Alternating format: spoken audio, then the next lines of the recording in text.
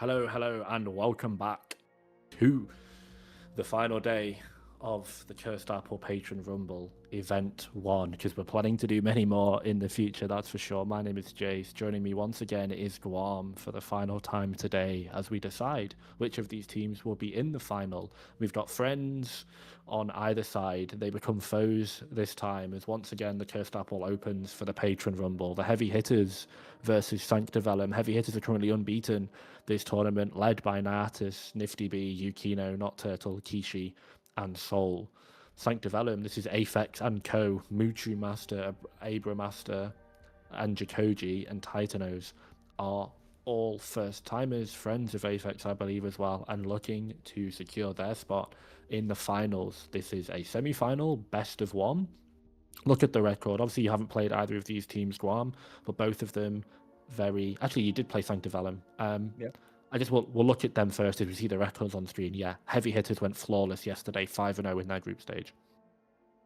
Yeah, I mean, I do have experience playing over with heavy hitters. I ringed for a few scrims with them, and one thing I have to say is their chemistry is just unmatched from what I've seen, especially in this draft league, right? Where these players they just naturally vibe with each other, they naturally ring off of each other, and it's looking pretty good. I think that they might not have the highest overall average, but they definitely have two of the best players in the tournament. They managed to pick up Turtle, an Ascendant 6 player, for pretty cheap in the player auction. Yeah. And Yeah, since then, Turtle has pushed up to Eternus too. So Turtle's a definitely Feels illegal. underrated player. Yeah. And then they also have Nifty B on the M1 on the carry role. So it's gonna be quite interesting. But Sancta Velum, they also have a heavy hitter on the carry role of Aphex. That guy, he played 7 against me, and he farmed, and then he showed up the fights and just instantly won the game. It was very, very tough to play against, so I'm going to be very interested into this. Absolutely, and the Heavy Hitter named after Nifty B, although it's technically a name that he gives himself. And definitely, I agree. You said about the chemistry. A lot of these guys have been playing Deadlock with each other for the last couple of weeks. And Guam, there was a study that came out recently that turns out that autistic people that have a similar level of autism, they have like a sixth sense, and their brain waves naturally find and connect each other and connect with each other. And it's sort of like a hidden language that's much more powerful than communication or anything that you can get verbally. It's like the autism waves, they find each other, and the chemistry and the neurons and the they just ping. They ping off each other, and it does the rest, which perfectly explained why Natus, Yukino, and Nifty B are all on the same team for this Deadlock tournament. They've been a great little trio this tournament. As bands going in, if you're Sancta Velum here, after playing against Heavy Hitters, is there anything you think that Heavy Hitters should just be never allowed to touch? In terms of heroes, obviously. Turtle's Mina, unstoppable. It's very, very strong. And Nifty's Viper are two picks that I immediately see that are probably one of them is going to be target banned for Sancta Velum here. Just very, very strong picks. Heavy hitters coming out with the Lash ban. Yeah, I mean, it's the same thing that we've seen all tournament. Lash first picked or Lash first banned.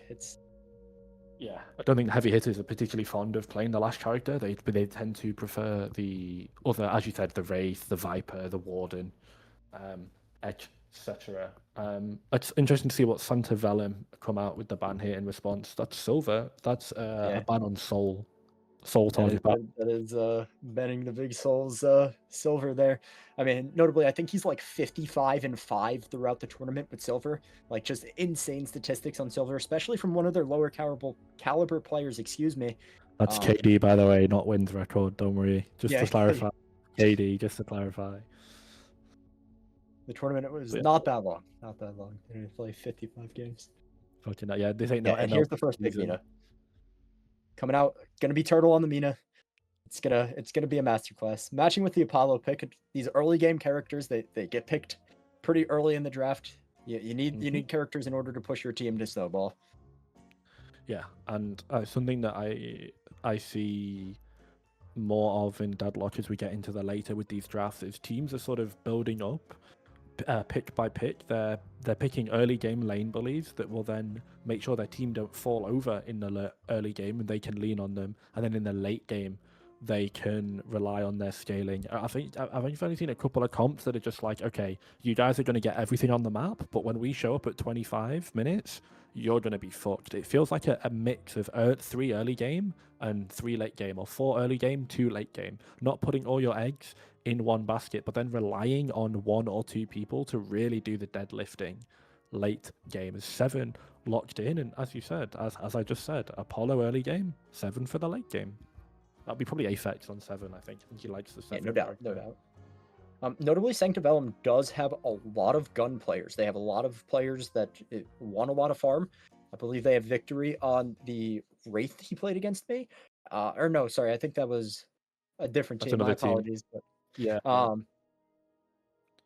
Here we see Naya onto the Kelvin, Nifty onto the Viper. This is you're absolutely these correct. 3 characters have been the core for every single one of Heavy Hitters games, and them being able to instantly pick all 3 of them is going to be very, very good for them.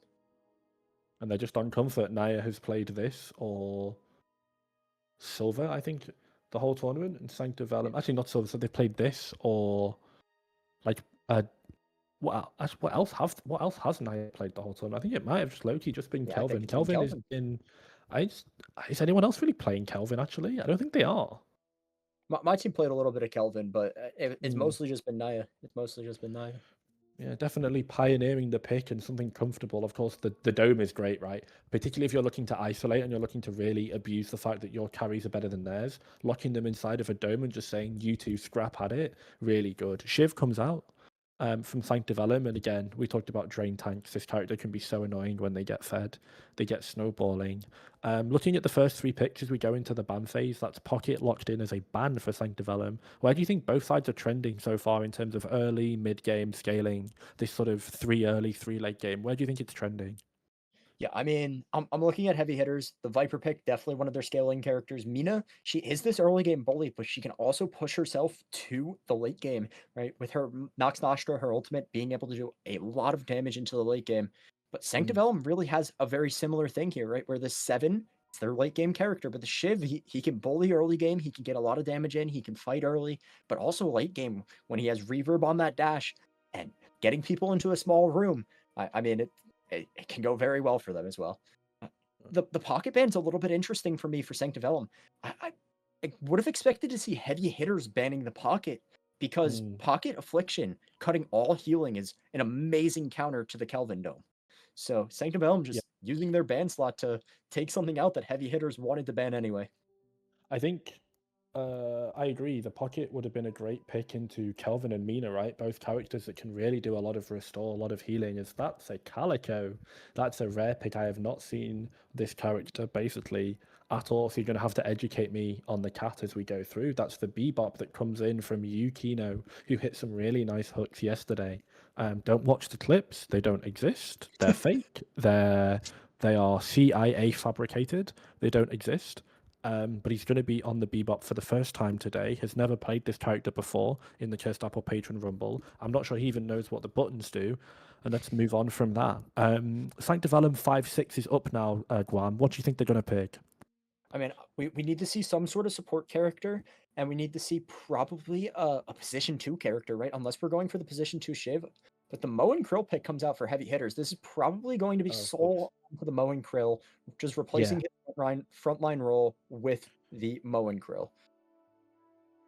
It's solid. You have combo for Apollo and Shiv, and if you can buy a knockdown or something, you can potentially knock down the 7 and combo them that way. Here's the support pickup.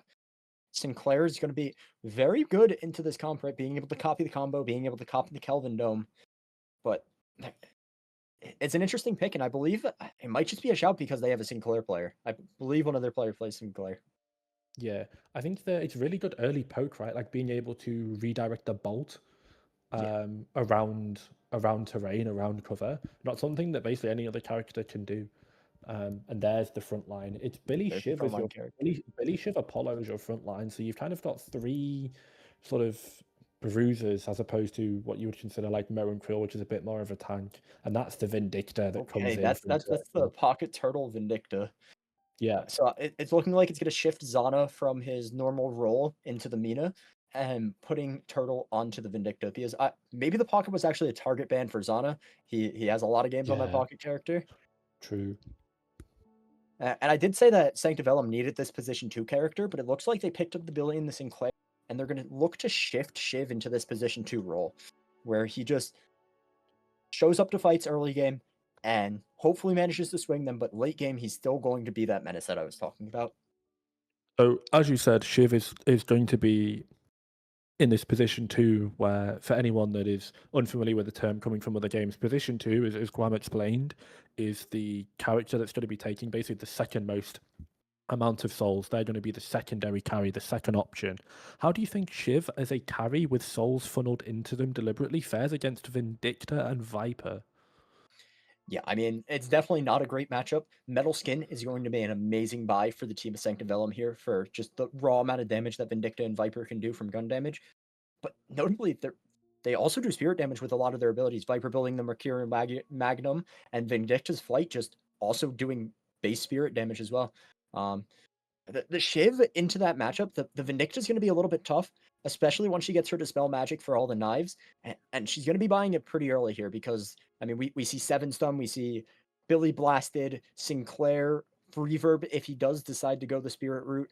And being able to dispel these important things is going to be very good for our Vindicta here, who naturally wants to build Dispel and Counterspell and things like that just to get rid of knockdowns and effects like that. To focus on the idea of uniqueness, because this is our first look at Calico on stream, what is this character's strengths, weaknesses, and how does it fit inside this comp? What does the Calico do to elevate the rest of the comp or carry it on its own?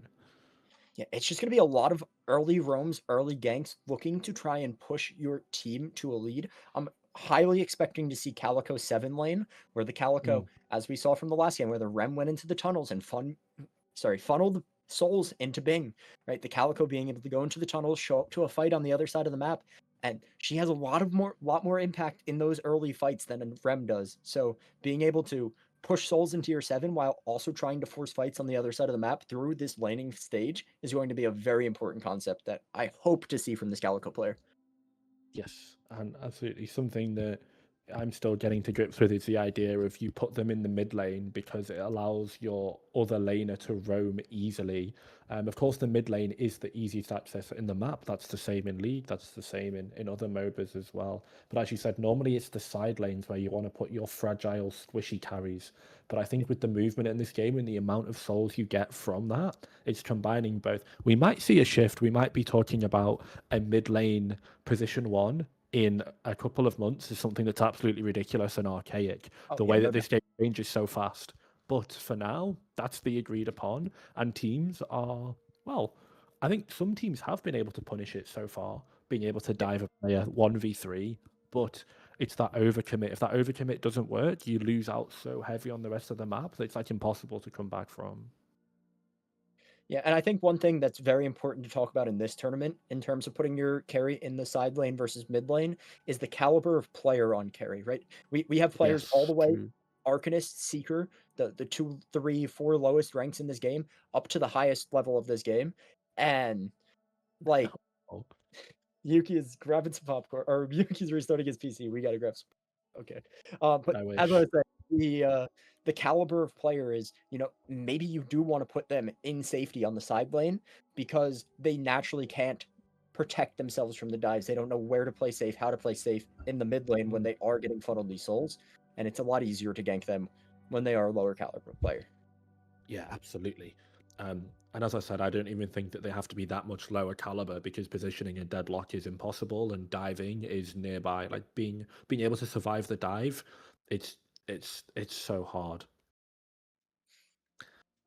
No doubt, especially. I guess for anyone that is looking to improve in sort of that of being able to execute better dives or survive better dives, if you've got any tips in terms of tower diving early in the laning phase. So, I mean, the biggest thing in Deadlock, 100% is your map, right? Your map is your best friend. If you're in solo queue, if you're in a tournament environment, no matter what, being able to pay attention to your map and see where players are. If you don't have information, don't walk up to the bridge, don't walk past the steps, don't walk past your guardian, right? And then your second best friend is going to be your health total, right? If you're 300 HP, play like you're 300 HP, being able to recognize when you are in actual danger of your life and not is a very, very important concept. Yeah, definitely. And it's also sometimes one thing that league players, it took them a while to catch on to, was when a team was deliberately trading aggressively, knowing that they were going to go for a dive, right? Like, it doesn't matter if both teams trade 400 HP, because we're going to have someone gank and then dive you, and all that matters is that you're at 400 HP, not us. And that's something that I talked about in the last game, where actually it wasn't too similar. We had a roam come in. It was the opposite scenario, where we had a roam come in to put you down to 400 HP, so that way you couldn't have your player roam. You had to keep 2 people in lane, and you couldn't get these funnel of souls early. Yeah, just because of the natural threat of the dive. Yeah, and I guess I'll ask you again, whilst Yuki restarts their absolute hamster wheel run of a PC. Looking at this draft, taking into account the suspected characters, suspected heroes that both of these teams are going to have their players on, do you think what do you think of the draft? What do you think the win cons are for both teams? What are the lane matchups like? Let's get into it before the game starts. I mean, I'm expecting to see like Bebop, Mo, Viper, Vin, and then maybe Mina, Kelvin as lanes for heavy hitters. Notably, heavy hitters, they drafted everything that they wanted besides the silver in the pocket. All of those characters on your screen are the characters that those players want to be on in this tournament. Just from my experience of playing with them, they were on their most comfortable picks in the most comfortable positions. So that's going to be really interesting to just see them in their element, you know. But Sancta Velum, right, they also have a lot of early game pressure with the Apollo, Shiv, Calico, Sinclair, right? So I'm probably expecting for Sancta Velum to see maybe Billy, Sinclair, Calico 7, and Apollo, Shiv as our lanes.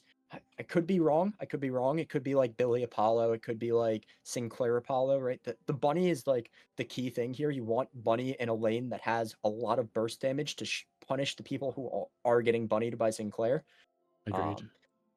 So it could be like Sinclair Apollo with just a lot of burst damage and just looking for those early shutdowns. And maybe even if we do see Nifty B's Viper in the mid lane, we see the Apollo Sinclair as a call out to Nifty B, not being able to solo farm, just the pure amount of harass. And both those characters are the 2 best tower divers in the game. Apollo with his riposte being able to escape instantly, and Sinclair with his assistant also being able to escape instantly. Being able to get in and get out and get good damage onto Nifty B's Viper is going to be very important. So we might actually see a match lane like that. Interesting. So I'm just trying to like actually process all of that information because it's so much. But definitely framing it from the perspective of how is this Viper going to influence both teams? Because I think Nifty has been ultimately that position 1, and as I said on stream the last couple of games, he is trusted with them. You know, bases loaded, bottom of the 9th, 3 outs. You know, 2 RBIs and it's the game. It's the walk off. They have been trusting the heavy hitter, as he kind of calls himself, but it's like the equivalent of saying that, I don't know, like a guy boasting that I feel like if you have to call yourself the heavy hitter, then are you really a heavy hitter? You know what I mean? Like, we've all seen guys that will give themselves titles based on physical attributes or appearances or monikers or ego, and it's like time to prove that you are the heavy hitter. I think Nifty was very influential in the game against Utter Woke Nonsense. I don't know if you catch that one, Guam. I did catch the end of it. I mean, just going in and seeing his Warden coming in at the late game at nearly 40k souls, or over 40k souls at like the 27-minute mark, right? Just being able to get all of those souls and actually push for the win in the late game is something that, you know, an Eternus caliber player should be good at, and Nifty can do it. Nifty can bring it home. He's going to have to bring it home for this one. That's for sure, as we are about to go in any seconds. I think we've talked about lane assignment. I think one last thing to potentially talk about is just the I guess maybe a bit more in terms of the higher number but lower positions in Deadlock. As you said, it's definitely a Dota term, I think, right? Like position 1, 2, 4, and 5. So position 1, we understand the primary carry often in this meta is an M1 carry. Whereas position 2, I've seen a lot of still M1 carry. Sometimes I've seen them be spirit carry because it's harder for the enemy team to itemize. So talk to me about position 3. Is this someone that is sort of just you're potentially thinking you help with damage spread. You're a little bit of a frontliner as well. Is this your bruiser? Is this your off tank in Overwatch? Talk to me about position 3 before we load up, and who on this team you would expect, who in this lobby you would expect to be position 3 for both sides. Position 3 is normally like your frontliner, as you said, or like your roamy, like very fight heavy character, right? Somebody that you want to be involved in as many fights as possible. Mm. And for the side of heavy hitters, I'm looking at the Mo and Krill. I'm looking at the Vindicta. Now the Mo, obviously the frontline character, and Vindicta is just very good at being able to show up somewhere, press a button, get a kill, and leave, right? The position 3's main role is going to be always hovering the blue lane, getting the souls from the blue lane, the mid Yeah. lane, and just looking to roam and look for picks and stuff like that. And then in terms of Sancta Velum, it's either the Billy or the Calico. Apollo could potentially be the position 3, but he's just not really that great with a lot of souls late game. He's just not that great. He's very much an early game Punisher, whereas Calico and the Billy, right? Billy can build all of his resistances and just soak a lot of damage throughout the late game. Whereas Calico, she's more of this in and out character than Apollo is, but also with a lot more burst damage when it comes to her dash gloom bombs ult combo. And I think, as you said, map presence is so important in this game. The introspective of how both teams are willing to move around the map. We talked about last game about the ways in which both teams were positioning their primary soul carry, who was taking it, and where they were on the map. We said that Mirage was on the wrong side of the map. We said that the Bebop got a lot of farm, but ultimately couldn't do much with it. For the side of Sancta Velum here being our 2 seed in the other group, definitely the underdogs going into this game with heavy hitters as the heavy favourites, being 5-0, and definitely seeing the fact that Utter Woke Nonsense kind of stole that game. They kind of got a little bit of daylight robbery, but they were able to advance to the finals, where heavy hitters are going to be looking for that rematch if they win this game, of course. This singular game, as we should be going in any second now. But Sancta Velum, what's the win con for them? Is it really just stall, stable, and then hopefully get as much funneled into 7 as possible? Like, how do you think they plan to play the first 15 minutes of this game? I mean, I'm gonna look to see hopefully a lot of ganks into the 7 lane or out of the 7 lane, depending on how they position him with what character. And just trying to make sure that the 7 is as safe as possible and getting as many souls as possible so that late game he can show up with Unstoppable, with Indomitable, with Leech, with Infuser, whatever he chooses to buy, and just show up and win the fight. And then to talk about that, the opposite is true for heavy hitters. Their win con's going to be invasions with this Mo and Krill, Vindicta, and Nina just trying to shut down this 7 so that he can't farm safely, so that he does not get the lead that he really wants. Because Nifty B on the Viper, right? Sure, he really wants the solo lane, he really wants all the farm on the map, but once he gets that Mercurial Magnum at around 20k, 25k, that's when he's looking to fight. 7 really can't get online until this 35, 40k soul lead, excuse me. And so heavy hitters needs to do everything in their power to stop this 7 from getting as much money as possible. Yeah, I hate to try and wear down your voice a bit more, Guam, because we've had so much fill here. This has been one of the longest stalls that I've seen. This is the caster nightmare where you're just burning up all your points trying to keep the broadcast going mid-game. You mentioned the item, the Mercurial. Talk to me about what that does and why that's so good on Viper. So Mercmag, it's an auto reload. First of all, you imbue it onto an ability, it automatically reloads your gun, but then it also gives you fire rate and spirit damage on your bullets. So it's perfect for Viper.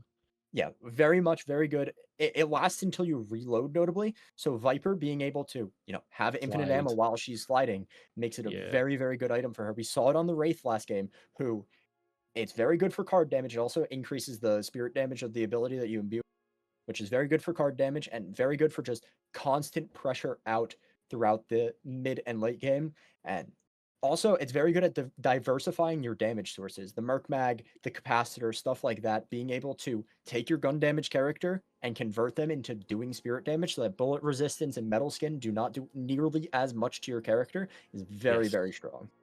Absolutely. We've seen the importance of damage diversity in MOBAs historically, and it's equally as relevant in Deadlocked. The one that springs to mind is how you can draft a full AD comp in League, but if your mid laner is Yone, you're kind of piss chilling because he does true damage and magic damage in terms of weaving in those autos.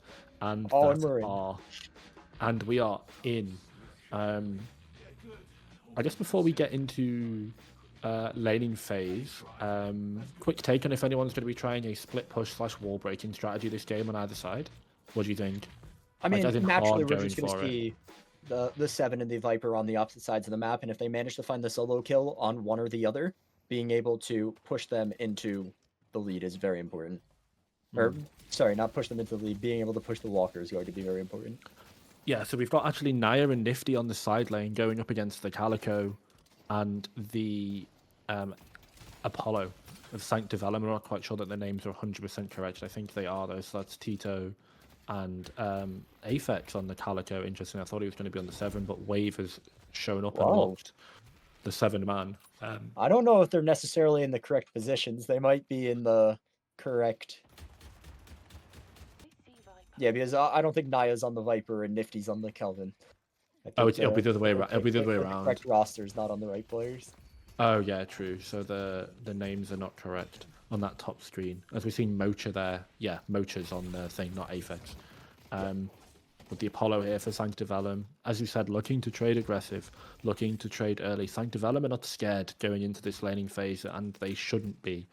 I think there's sometimes always pressure when you know that you're laning against like the primary carry of the heavy hitters, because the whole concept of going even is winning, or sometimes going even isn't winning for the enemy team. And it's like, okay, I'm on an early game character, so I really need to play aggressive early. But if I play too aggressive early against a better player, they're going to punish me. And speaking of, it's a heavy trade for Naya and Nifty here on this Kelvin and Viper combo, and they're so aggressive. Maybe even on early kill onto the Calico here. Yeah, I think they've got it. Nifty's going to take this. First kill of the game goes over to the Viper. It's a disaster for Sancta Velum, as you might potentially get another one. Nia, of course, gets parried in lane. Notorious parried in lane and dies in lane.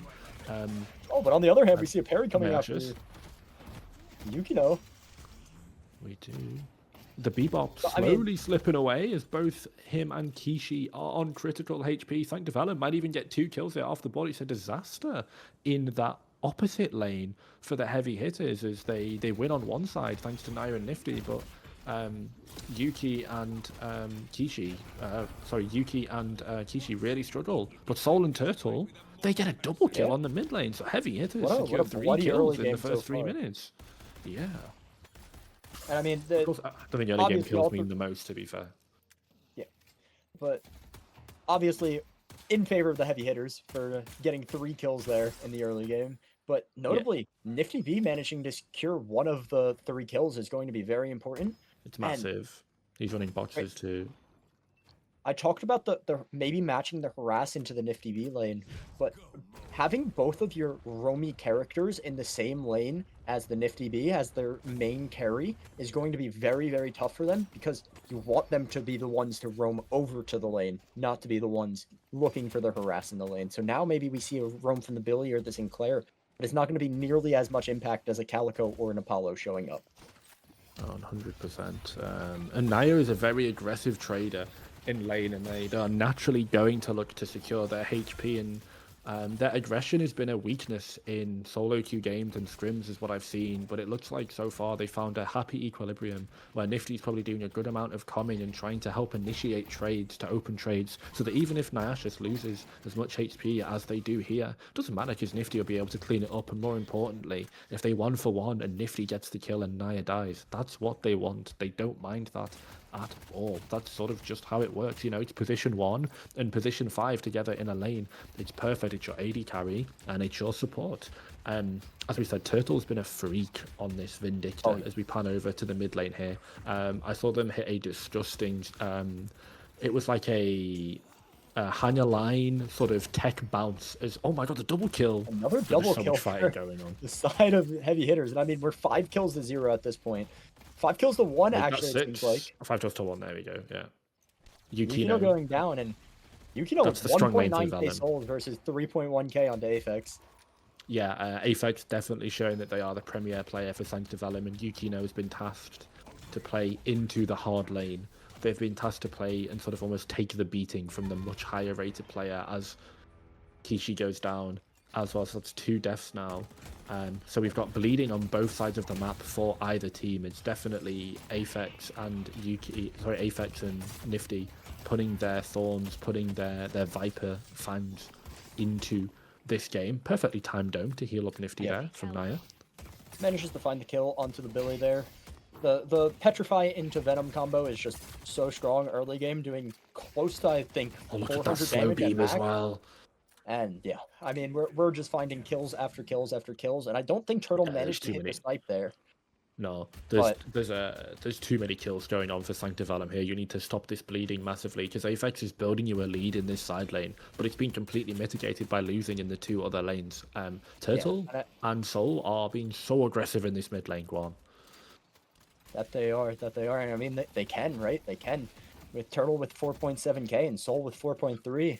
The combo into snipe combo is something that we didn't really talk about when we were talking about the draft, but being able to lock somebody down to hit your skill shot ability is, pretty good.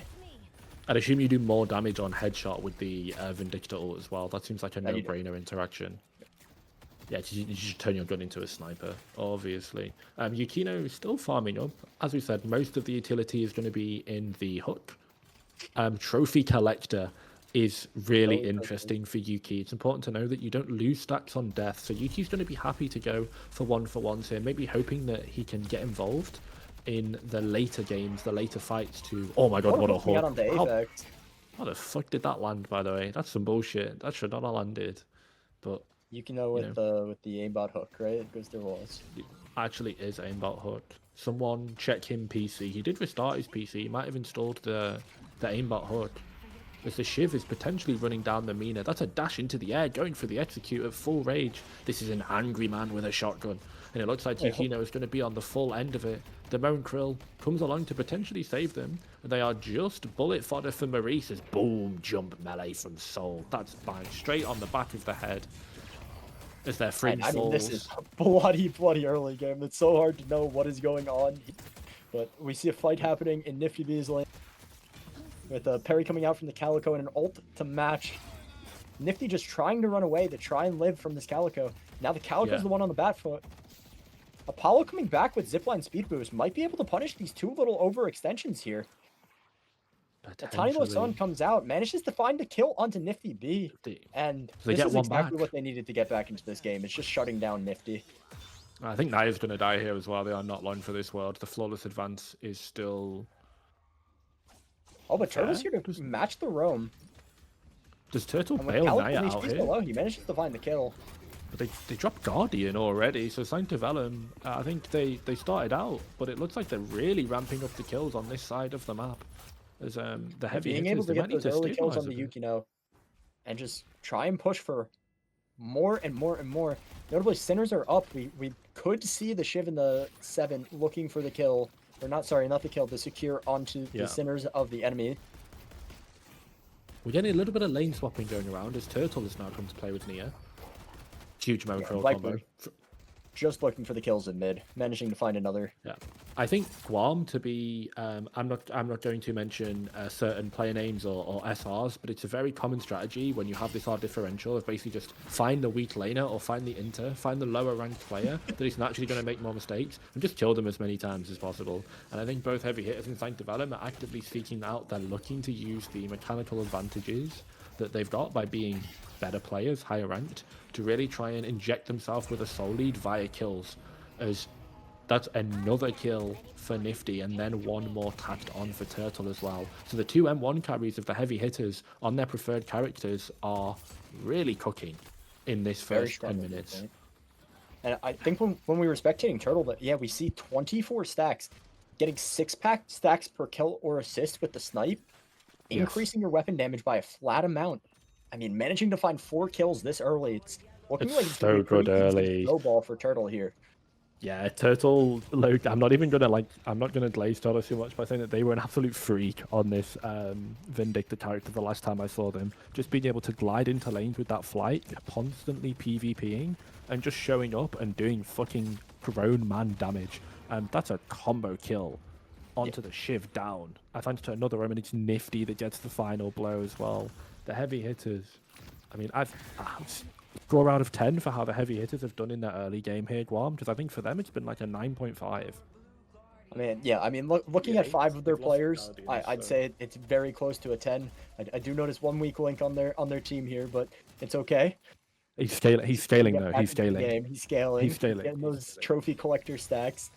But I mean, I think that they've just been playing the early game almost perfectly with the early roams from Turtle the second he got sniped, the early roams from Soul the second that he got combo, and just being able to shut down this side of the map. But one thing that we haven't talked about much is Aphex has just also been on the opposite side of the map. He's not quite at 11k because he hasn't had the same early game pressure that Nifty B did, but being 9k at 10 minutes on the 7, farming this tier 3 camp, just constantly trying to be as strong as possible is going to be very, very important, and Sanctum Velum's way back into this game. It's a basic concept. When all your lanes are losing, the best thing you want to do is farm. You don't want to engage. You don't want to fight them. Why would you fight them when you're at a soul disadvantage? Just take what farm you can get, and eventually they'll slip up. As you said, you were saying pre-game that Velum need Aphex on about 35k souls, and those souls ain't going to farm themselves as they get a Guardian and a double kill, actually. Yeah, while heavy hitters, bringing Urn to the other side of the map. Sanctum. This is going to be the time that Aphex needs to push for this lead to match Nifty B, right? Up to 10k now. Very soon he's going to be up to 11, and being able to match Nifty, sure, he won't be able to match him in these early game, mid game fights because of just the natural amount of pressure that Viper has in comparison to 7. We have Walker pressure here, by the way. If you see on that side of the Walker on yellow has been slightly pressured out, so that's a huge push waved. Sancta Velum, for all the times they've died in this early game, they've brought it back, and they've done a really good job in making sure that Guardians are going down for the side of the heavy hitters, who currently, I think they still got 2 more Guardians to take. Do the heavy hitters? Am I reading that correctly? They still have 2? It looks like 1. It looks like the blue Guardian was down, but the Shiv was hovering over it. Combo knocks Nostra. Goodbye. Amazing fight comes out here for heavy hitters. It's perfect for them. This chain gang is good. Unfortunately, Mina waving through a window, like their name is Evan Hansen. Nothing for them to do there. The Nox Nostra is committed by the Sinclair to try and fight back. This might be a kill onto Soul, if not for that sand heal. Or that 2 heal that does so much. Might be the 1 actually heal. But it's all yellow on the left side of the kill feed as Soul dies, but ultimately trades for 2. As the Calico might not be much long for this world either. That's another 2 as well. Heavy hitters, they're just PvEing their way through this map by brute force, aren't they? Oh my god, Abram Master goes down now. And that's a 5 kill streak, 30 stacks for Turtle. And actually, while that fight was happening by the Walker, Turtle picked up the urn and delivered it right under their noses. It's a sneak. A little bit of an aggressive dive here coming in from Turtle. Stun comes out. Down to 6 HP. Singular HP numbers. You'd think that Turtle has to die here. Yeah, just breathe on them. Aphex gets the kill. Naya loves a good death early game. That wasn't one good. That was just death. Nothing productive about that. So heavy hitters, Guam. They're PvPing early game. Here, they're PvPing and continuing to PvP in the first 15 minutes of the game. What do you think the end goal is here? Why are they hunting so much for kills? What are they looking for here? I think that was just a little bit of an overextension there for the side of heavy hitters. Definitely, but I mean, at that point, it was the space that they were creating for Nifty B, who might be able to find a timing on this Walker here on the left lane.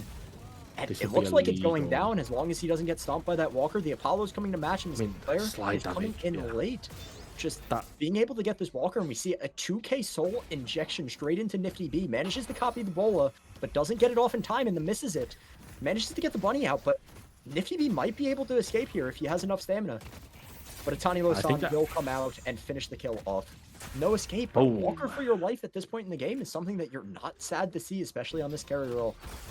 No, it's good death, as we say. I'm surprised they're able to get it. That's so much damage. Obviously, remember, Viper able to slide more than other characters, which gives them infinite ammo. As Naya gets another death in there, trying to go for something. It might just be a 1-for-1, though. We could see a bit of an Inting Kelvin strategy coming out here. And I think both teams, if the game rapidly keeps going at this PvP every couple of seconds level, who does it benefit, Guam?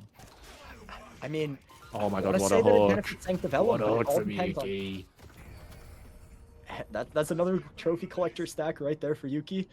Plus I want one. to say that it benefits Sancta Velum because of just Aphex not being involved in these fights, but even with all these fights going on and Nifty being involved with them, not managing to keep up with these with Nifty just because of this whole pure, excuse me, words are hard. It's all good. The last time I casted Nifty, I said that they were doing basically what Aphex is doing now, which is not showing up to these fights. But the one thing that Nifty was actually doing was showing up to these fights after they'd farmed, showing up later, grabbing the wave, and then using the stamina to get around the map. That's another kill. And almost continuing the snowball. At some points, they're not even really farming as the bowler hits onto the Calico, as the Calico just popped. This is going to be another kill onto the Billy, as well as heavy hitters are so aggressive onto Sancta Velum. They want everything, and they're going to stay for the Walker. You damn bet your ass they are. As the Vindicta is... Are they Vindicta with them here? Yeah, they are, right? They're really looking for this green lane Walker. I believe Vindicta was defending the blue lane Walker where there were two people on it and managed to Yuki just beamed him out the sky. It's a great ult from Yuki, you know. This is just... He's having impact. I think this is a masterclass from heavy hitters here, genuinely. Yeah, look, picking up the urn, delivering it to the other side, stopping the Sancta Velum from being able to pick up the urn. I don't know how they're going to come back at this point. To the untrained and uneducated and the uninformed eye, which is mine, it looks like they're just PvPing. But notice the growing soul lead. Notice the objectives that they've got. And notice the urn that was snuck under their nose. Notice the two walkers that were also basically coughed up by Sancta Velum. Like they had the fucking hantavirus. Heavy hitters are low-key doing a masterclass in map movements right now, whilst also putting in some really heavy PvP gameplay. Like they want to get Sancta Velum off the map in the spawn room and then do something with that free pressure. Yeah. And as we say that free pressure, we see a large rotation. Nifty's going to probably die overextension on Nifty, and yeah, Aphex managing to find the killer. Sorry, Wav trying to managing to 5 on 1 though. That is a 5-on-1, so massive rotation from Sancta Velum to shut down Nifty. And I think the last time we looked at Turtle, I was talking about the 30 snipe stacks, up to 60, getting another 5 kills or assists since then with the snipe. Wait, good lord, man. He's at 21k. What the fuck happened with Turtle this game? We talked about the mid-game, like, between games. I said to Guam, like, this mid-game confuses the fuck out of me because our blink and one character is just donkey fed, and I don't know what to do about it. And I don't know how to set that up. I don't know how to cast that and how to keep track of that. And yet again, right under my nose, Turtle is just at 21k with 60 stacks. So how much extra gun power is that on the ultimate for Turtle if there's 60 stacks? I don't know the exact soul number, but I am realizing that I might be a little bit silly here. He probably just maxed out his ult there instead, which then increases the number from 6 to 10. So it was one more kill, but that means they've got 6. They've got 6 stacks and they're getting plus 60. Right. Okay. Oh, okay. I misunderstood ult there for a second. I thought you said like they got plus 6 for a kill or a participation, and so they'd have 10 KP already. Yeah, I also thought that, but I did realize that he probably just maxed out the ult. Well, thank God we got it. It's big. That's absolutely huge because that's the solo carry for Sancta Velum. That's the position 1 on position 1 combat violence. It's going to be another Walker for Nifty B here, whilst everything else is going on.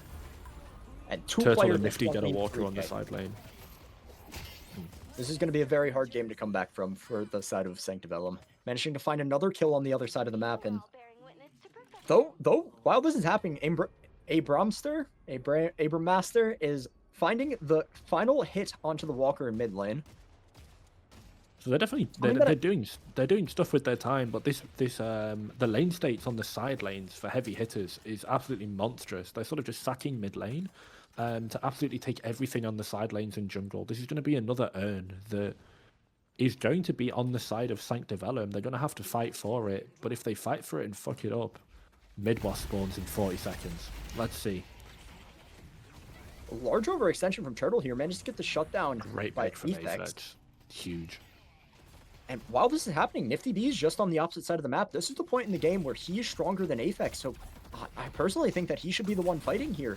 But somebody has to pick up these waves. Somebody has to make sure that they're not going to lose a Walker for this try and earn deposit. It's actually a good shelter from Naya, but I think The Sinclair Pressure counter comes out, shelter though. might be even better. Is this an Abram Master counter shelter? Oh my god. Abram Master just gets the final blows after the huge storm cloud from Apex. Sancta Velum made use of the fact that Turtle was dead and Nifty B was not in this fight. So that's 50k's worth of souls not available for heavy hitters in that skirmish. And Sancta Velum, they made full fucking use of it. Yeah, I mean, and as I said, it was going to be hard to come back with, but not impossible, right? A little bit of an overextension there. And another one. Killing blow comes out from the Shiv there, and this might be a mid-boss call for Sancta Velum. It looks like there's 3 hovering it. Maybe Aphex is in there. Yes, they're doing it. 40 seconds on Nifty. You've got not that many ults online for the heavy hitters. I'm not sure if Sancta Velum actually know what ultimates are up for heavy hitters. I don't know if that's public information. Yeah, it is. It is. Okay, I thought so. They have the same UI we do. Yeah. Interesting. As now Abram Master sort of looking potentially for a steal here. Turtle with 2 parries manages to get 1. Can he get a second? He gets 2. Oh my god. This is another steal. It's only Turtle as well. They might even forfeit their life for it. Yeah, and being able to get out, have 1 rejuve here, and having control of the urn. Being the team holding the urn is much favored for heavy hitters here, making sure that Sanctum Velum cannot look to deposit this to try and get a lead here. Right now they have to answer all their lanes crashing. Nai's probably not going to look to deposit this, but being able to hold it in the base while everything on Sancta Velum is on the defensive. What an amazing steal from Turtle there. It keeps the game alive because it was slowly slipping out the hands. Sancta Velum get the sole lead for the first time this game, actually. But this earn deliver is going to definitely change that. And Sancta Velum have really started to come alive in the last couple of minutes. It feels like they've survived the onslaught of PvPing from the heavy hitters as they're now really going heavy on this farm. And this Sinclair, we said it was going to be a bit more of a support, and it feels like it's not. Like this Sinclair has been so aggressive so far this game. Yeah, I think he's allowed to, right? With being able to copy the Dome, being able to copy the Petrify, being able to copy the Mo combo. The Mox Nostra as well is probably really good, right? Nox Nostra is an interesting one because it works off of Mina's passive. It procs her passive. So with him not having the passive, it makes it a little bit tough for him. Yeah, okay. But heavy hitters manage to deposit the urn almost completely for free here. We see a 3-man split push on the other side of the map for Metal Skin. Sancta Velum. Yeah, and another kill on the Nifty here. Nifty's going to get the rejuve, but that was Metal Skin bought by some members of the side of Sancta Velum. It's drastically reduced Nifty's damage as Soul gets a Walker. Titanos, I think, also gets one on the opposite side of the map as we're now seeing a little bit of a 1v1. In the midst of this brawl, as again Nifty B is the primary target and they cannot keep him alive. The Calico dead. Yeah, I mean, a lot of kills coming out for both sides of the team, or both sides of the teams, and notably, Nifty B was an important pick, but Yuki just more ult damage than the 7, being able to win the straight 1v1 in the ult battle. A parry comes out onto Wav here from Kishi, managing to probably finish off this kill here. And yeah, I think that interaction just favored heavy hitters. Like 4 kills for 1, managing to find the kill on both the carry, but their gold lead exploded. Their gold lead exploded. It's not quite exploded, but their gold lead has gotten a little bit ahead again. 11k now. And 10, this is 10k, 11k after being even. In the drafting phase, when we were on break, or not necessarily on break, but we had to wait for Yukino's PC to restart, we were talking about just the amount of team chemistry from heavy hitters, being able to know that they had time to split push that other walker and find the kills on both lanes is just good game knowledge from the side of heavy hitters. If we've got prod, if prod are in our A, can you press tab as soon as possible, please, prod? Because I want to look at the assists for heavy hitters. Note, because there's 2 members of heavy hitters, they've got an extortionate amount of assists. I believe it's Yuki and it's Naya. Both of them have been, 20 assists? 20, is that 14 assists for Yuki? I mean, over 50% KP from Naya and 50% KP almost exactly from Nifty B. Just being involved, taking these fights, knowing that you might be the better players, and just looking to win the game as quickly and swiftly as possible. And sometimes that's all it takes. Remember, there's rank disparities in this tournament, right, Guam? Just knowing that you're the better players and getting your better players with more souls, it's one of the easier said and harder done parts of Deadlock for sure. Just understanding your win con, and the minute you can get your carry in a good position, the game gets easier, right? Like the more swords you have than the enemy, the easier it is to carry. And that's going to be an absolute huge boon when you know that your players are better on paper. There's no deficit you have to climb.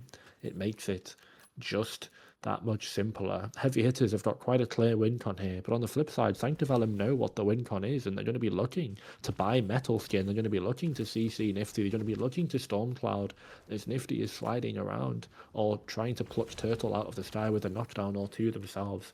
But I've not seen too much counter itemization from Sancta Velum outside of the Metal Skin. Guam, anything you think the front line of Sancta Velum should be absolutely slam batting here as soon as possible to deal with this 29k and this 31k carries? It's just the Metal Skin, isn't it? Right? It just is. It's just the one Metal Skin. One thing that we haven't talked about here is Titanos. The most amount of souls in the game, except for Nifty B at this point. How did he get here? We were expecting Aphex to be the one with all the souls. A combo comes out onto him, though, as he stomps into Walker. So good. Managing to get the kill onto Titanos and Aphex, and a parry comes out onto Wav. And no mid-boss, no Urn, nothing to actually convert for here for heavy hitters, but it's just going to be a swift cleanup as Apollo and Calico are trying to win. Not trying to live, trying to leave, but just a straight 1-for-5 trade, 1-for-6 trade that we've seen countless times from the heavy hitters, being able to sack their important player that Sancta Velum uses all of their resources on and win the fight afterwards has been something that heavy hitters has done so well this game. Actually an ace as well as Sancta Velum. Not quite an ace, normally means 5, but I think all members of Sancta Velum put on the respawn now as it's the first one for Abram Master. Titano will follow in 10 seconds, but all members of Sancta Velum dead there. As you said, no mid-boss, but it doesn't matter because it gives heavy hitters free reign of the map. As I've talked about time and time again, they're going to take the farm backwards. They're going to push the waves. This gives them priority. This gives them a massive gold lead. This gives them the opportunity to reset. Look, 7k for the Mo and Krill to spend. You don't want to be fighting when you've got that much souls in your back pocket. It's just not smart. Deadlock. Get your souls onto the map. Reset your tempo. Go again. Look for a Guardian. Maybe stall out because the mid-boss is spawning very, very soon. And once you've spent your souls, that's when you're at your strongest. And that is when your actual, 25k gold lead truly is present just as you spend. Sancta Velum can't catch up. And it's a perfect time for them to spend, get back on the map, and force a mid-boss fight. Yeah. I mean, we were spectating that Mo and Krill there. One thing that I want to say, his unstoppable purchase is very early, but it's needed here, right? Yeah. You can see the copy on the combo from the Sinclair. We can see the Apollo riposte and the 7 stun come out to cancel this combo from the Mo and Krill, but we see a big fight happening here. We do, and the Burrow comes in as Soul is looking for the combo engage, and it's just a Brewmaster that instantly goes down all 6 members, absolutely getting that Sinclair, as I think that was a huge petrify from Nifty to lock them all in place and let the rest of his team just catch up as the Billy goes down, and it's just a complete wipe onto the side of Sancta Velum. Nifty goes deep, might even lose his life for it. Depends if they go mid-boss or not, as the Kelvin has been left to push the waves because they don't really have one. But with Sancta Velum, again, just aced. Mid-boss, is it time? Can we just end on this top wave if we are the heavy hitters? Looks like they're going to prefer mid-boss. So heavy hitters, they put themselves, I think, 1 foot on the victory podium this game with this insane gold lead and now mid-boss. Yeah. And notably, while aced 6 dead for Sancta Velum, they don't need to send 6 people at this mid-boss. They can send some to get shrines, get base guardians, try and get this early space as well before everybody on Sancta Velum comes back. Spawns are up here in close to 10 seconds, and maybe we might see a little bit of an overextension here if with Yukino back in base and Turtle and the Mina both in base here right now for the enemy team. They might be able to secure the shrines here, but with Nifty not here, if Sancta Velum recognizes their timing, They might be able to get a few early kills. Yuki's also very deep, and discounting Yuki's individual souls, you still actually have more on the 5 collective than you do on Sancta Velum. The gold lead is that much, but you're hitting the Archmother right now. There's going to be a stall as it transforms, but that's just finals insight. They want the rematch against Utter Woke Nonsense. They want to prove that they did it once and they can do it again. As they fall low, it's not quite. Yeah, Sancta Velum pulling it from the jaws of defeat. The Archmother giving buffs. The Archmother giving them a way back, potentially. But I think it is just all for naught. It was a valiant effort from Sancta Velum, who did terrifically in the mid-game. But in the end, some of the map movements and some of just the pure team fighting, to be fair, from heavy hitters. They got in there. They went full aggression and M1 Sancta Velum completely off the map in 31 minutes. Your other grand finalists come from the same group. It's the heavy hitters as they're going to rematch Utter Woke Nonsense in Kappa 1 grand finals. Yeah, I mean, what a game played by heavy hitters. A bloody, bloody early game in favor of them that they managed to convert into just, honestly, a dominant mid game. Aside from that one team fight where they lost and Sancta Velum had their way back in, but they just couldn't clutch it. They just couldn't clutch it, and heavy hitters comes out on top with MVP, Nifty B, key player Turtle. Yet again. And it's important. The objective damage, I'm going to be interested to see. It was Nifty and Turtle with 20 and 19k. And Nifty got 2 walkers in the mid game there. As we see the overall player damage, 54k, a huge amount. Nifty ended with 20 kills. Jesus, good lord, man. A Hidden King. Really dominant performance from the heavy hitters there on the side. I've just looked at the numbers for that Hidden King tab there. Good lord, man. Yeah, a lot of kills for the heavy hitters. And from talking with their team, they snowballed really well. It's been a lot of kills for the heavy hitters in a lot of their games. It seems like this was their strategy. I don't know if we're going to have time for an interview here, but if we do, I would love to hear if they're going to be their strategy. Unfortunately, I don't think so, because we've got some EUers and we're going to need to go a break and then straight to grand finals. Sure.